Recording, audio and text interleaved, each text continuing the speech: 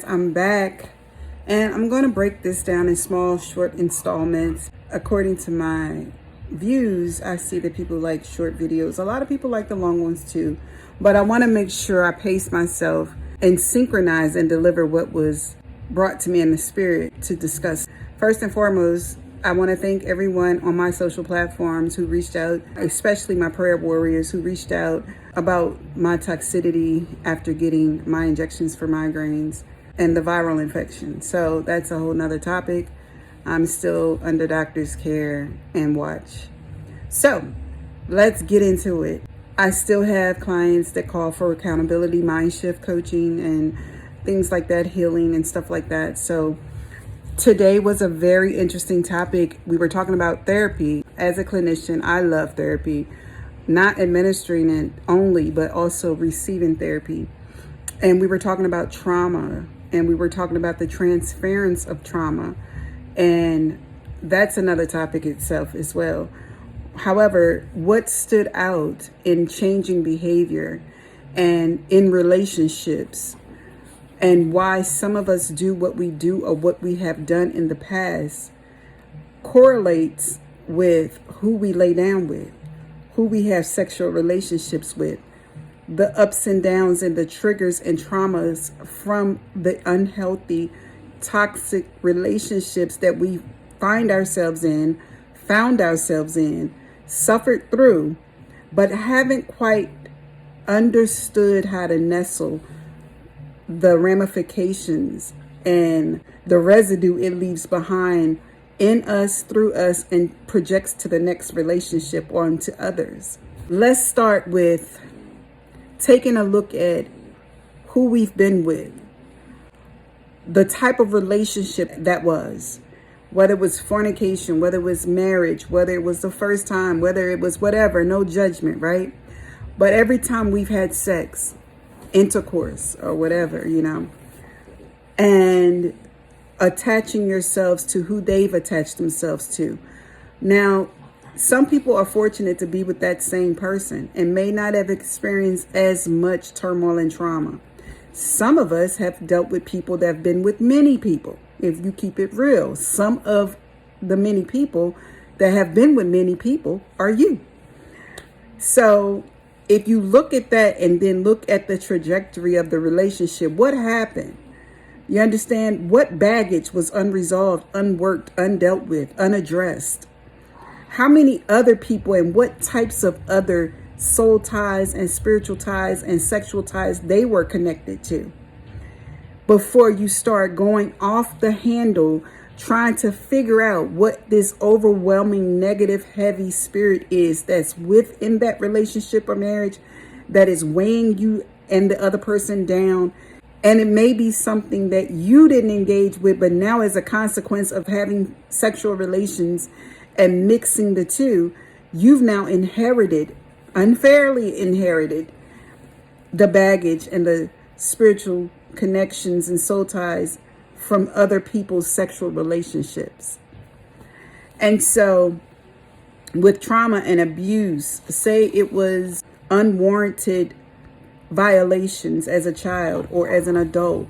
You see, some of us are intimate and it starts with our mental, how we feel about the person, how we feel about the situation, what mental space we're in to operate and have a mental intimacy first. That is me. I have to have a spiritual mental connection to even be entertained or drawn into a sexual encounter. And some people, because of trauma, abuse, mishandling of them, they numb it down.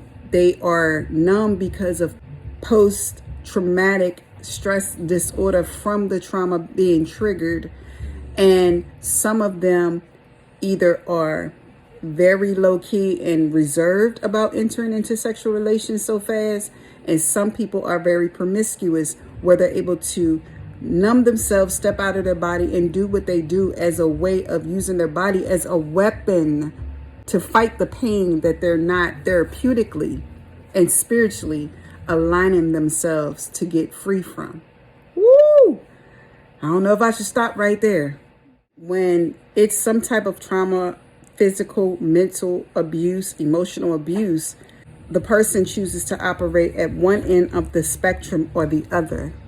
And they're extreme different ends of the spectrum.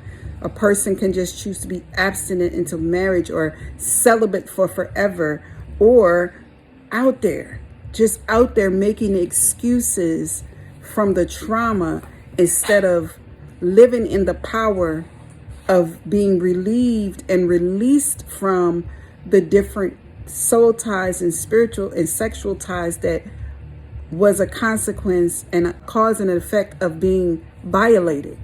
If we don't address the things that have taken up space in our lives and resided in the trauma temple, where we are going through life numbing it down with substances and other people. I can't stand that saying, how to get back and forget about another person is to get up under another. I can't stand that. And it comes from back in the day. That ain't the way to do it, because you're compiling and stacking on a bunch of other issues from other people on top of your sexual issues. And there won't be any gratification for real, because your mental got to get cleared out of all of that gunk in order to fully embrace the person God sends you, or to fully embrace and love yourself enough to know how to choose and how to be watchful to who God puts in your life that is good for you and good to you. But it starts with you being good to yourself first. And that requires accountability, therapy, dealing with it, derooting it, pulling up, getting rid of it for good. So I want you to really think about all the spiritual and sexual open doors and ties that we've had. And do we really know how to break those spiritual and sexual soul ties effectively? Or is most of us out here roaming the earth clueless to what's from our old relationships that's negatively impacting our new relationships? I truly think this conversation is more worthy of more conversations, so that we can learn how to establish healthy, loving relationships with our family and loved ones and our partners, so that we can live victorious and free from those shackles of sin, immorality connected to the choices that we've made. Again, I always say nobody's perfect. We don't think of the long-term effects of short-term gratification often enough. And I think that conversation needs to continue on and on, so that we can grow together and people don't have to live under the subjection of being violated so wrongly, and us violating ourselves, thinking everyone should have a pass to enter into something that is so sacred, that it is a big deal. It is. And I'm not saying it only because I'm older and wiser, but it's a big deal. It even affects my children and the choices that I made as a teen mom, and not being in a clear mental space, neither one of us, to be able to understand that it is not just about that when we enter into a sexual relationship. If we reproduce, if we procreate, it can cause destruction in their lives. Because if the mental is not strong enough to value what you're doing, then the children from that relationship don't feel their worth, their value, especially if the parent doesn't show up for the kids and the parent just looks at it as another fluke, another romp in the bed, just something to do. We just doing to do. No, that's not it. That's how that thing transfers from person to person, relationship to relationship. And it heavily influences how our children and their children's children perceive having sexual relations outside of marriage, outside of a strong commitment, and within it and everybody. God's love and God's peace to you all.